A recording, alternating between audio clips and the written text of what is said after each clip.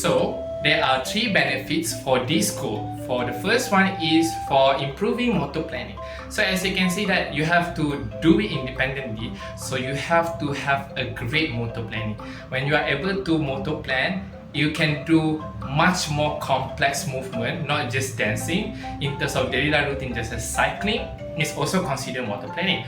And the second one is for you to improve timing in terms of visual perception timing. So as you can see that when doing movement, it requires timing. If you don't know the timing, then it sounds off or it looks off when it comes to doing movement. So this is one of the way to teach our kids to become punctual in terms of timing, not just dancing, but also in other activities, including sports like rugby. You need timing in order for you to kick the ball correctly.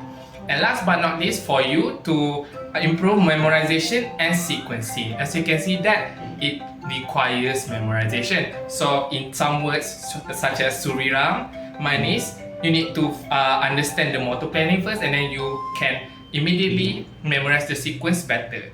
And for age appropriate, I would say 2 years and above would be great. So that's all from me. Thank you.